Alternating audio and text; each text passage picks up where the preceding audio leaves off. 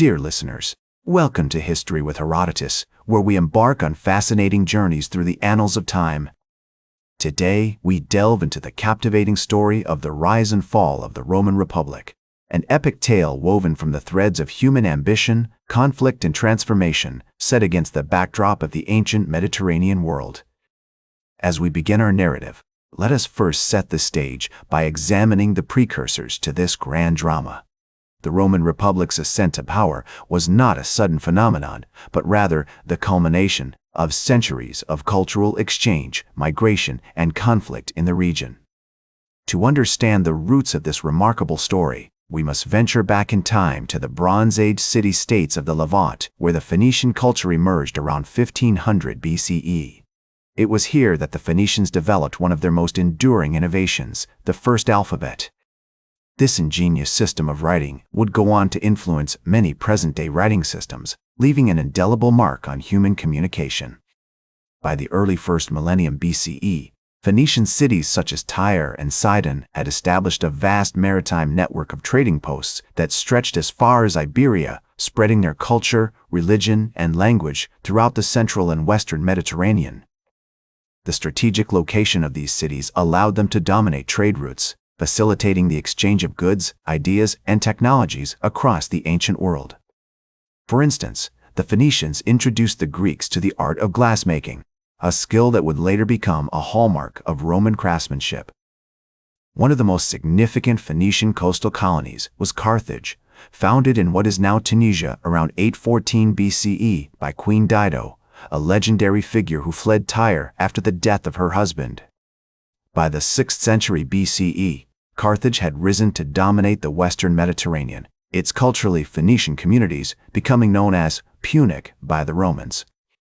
The Carthaginian Empire would leave its mark on history, particularly through its conflicts with the rising Roman Republic, including the legendary campaign of Hannibal, who dared to cross the Alps with his war elephants, a feat that would be remembered for centuries. Recent studies have shed new light on the genetic history of these ancient Mediterranean civilizations.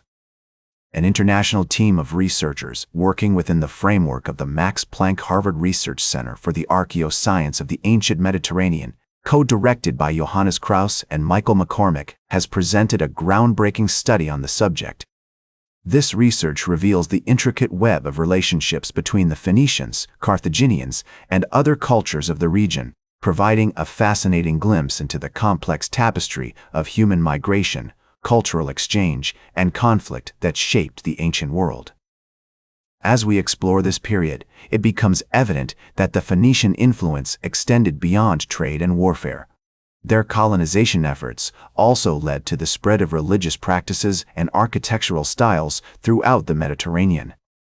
The famous Temple of Eshmun in Sidon, for example, showcases the blend of Phoenician and Greek architectural elements, a testament to the cultural exchange that characterized this era. As we stand at the threshold of this epic tale, with the Phoenician culture spreading its influence across the Mediterranean and the Carthaginian Empire poised to clash with the rising Roman Republic, we find ourselves on the cusp of a new era.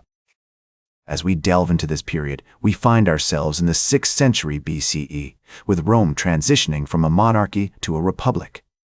This transformation was marked by the expulsion of the last king, Lucius Tarquinius Superbus, in 509 BCE, and the establishment of a new system of government where power was held by 2 consuls and the Senate.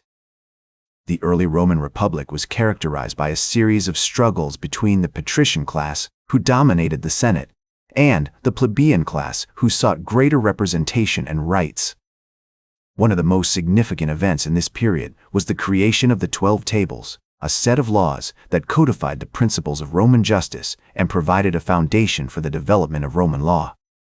These tables, which date back to around 450 BCE, demonstrate the Romans' commitment to establishing a fair and equitable system of governance, where citizens had clear rights and responsibilities. As the Roman Republic expanded its territories through a series of conquests, it encountered various cultures and civilizations, including the Etruscans, the Gauls, and the Greeks.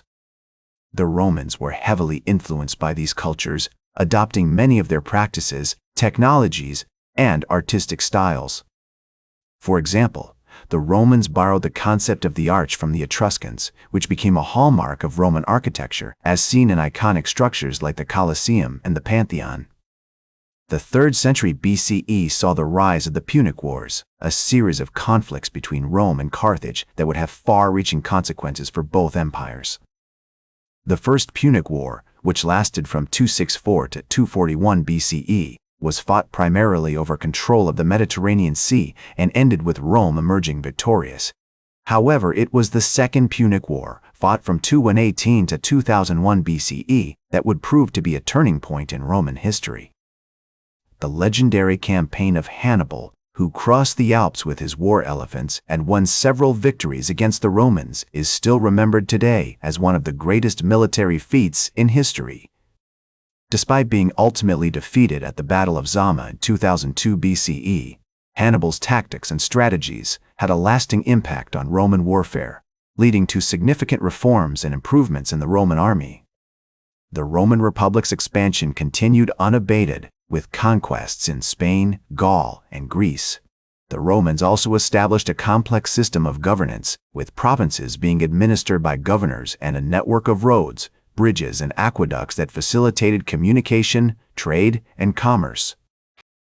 As we explore this period, it becomes evident that the Roman Republic was marked by both remarkable achievements and significant challenges. The Romans made tremendous strides in law, architecture, engineering, and governance, laying the foundations for the modern Western world. However, they also faced numerous conflicts, both internal and external, that would eventually contribute to the decline of the Republic. The Roman Republic has expanded its territories, established a complex system of governance, and made significant contributions to law, architecture, and engineering. However, the seeds of decline have already been sown, and the Republic will soon face challenges that will test its very foundations. The story of the rise and fall of the Roman Republic is far from over, and the next chapter promises to be just as captivating as the last. Dear listeners, as we continue our journey through the rise and fall of the Roman Republic, we now find ourselves at a critical juncture in Roman history, the decline and fall of the Republic. As we delve into this period, we are transported to the late 2nd century BCE, where the Roman Republic is facing significant challenges that will ultimately lead to its downfall. One of the key factors contributing to the decline was the rise of internal conflicts and social unrest. The wealth gap between the rich and the poor had grown significantly, leading to discontent among the plebeian class. This discontent manifested itself in the form of the Gracchine reforms, which aimed to address issues such as land distribution and debt relief. However, these reforms were met with fierce resistance from the patrician class, who saw them as a threat to their power and privilege. The conflict between the optimates, who represented the interests of the patricians, and the populares, who championed the cause of the plebeians, would become a defining feature of late Republican politics. It was against this backdrop that figures like Julius Caesar, Pompey, and Cicero rose to prominence. Julius Caesar in particular would play a pivotal role in the transformation of the Roman Republic. His conquest of Gaul, which lasted from 58 to 51 BCE, had brought immense wealth and prestige to Rome, but it also created resentment among his political opponents.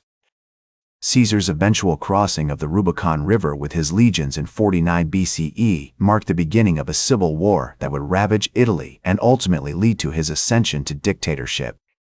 The assassination of Julius Caesar on the Ides of March in 44 BCE would spark another round of civil wars, as his adopted son Octavian, later known as Augustus, vied for power against Mark Antony and Cleopatra. The Battle of Actium in 31 BCE, where Octavian defeated Mark Antony, marked the end of the Roman Republic and the beginning of the Principate. The Roman Empire, under the rule of Augustus, would go on to become one of the most powerful and enduring empires in history. As we reflect on the decline and fall of the Roman Republic, it is clear that a combination of internal conflicts, external pressures, and the rise of powerful individuals ultimately led to its demise. The legacy of the Roman Republic, however, continues to shape modern Western society, from our systems of governance to our architectural achievements. In conclusion, dear listeners, The story of the rise and fall of the Roman Republic is a complex and captivating tale that spans centuries, filled with remarkable achievements, tumultuous conflicts, and transformative figures. That's all for today's History with Herodotus. Remember to like, share, and subscribe. And until next time, remember that to understand the present, we must first understand the past.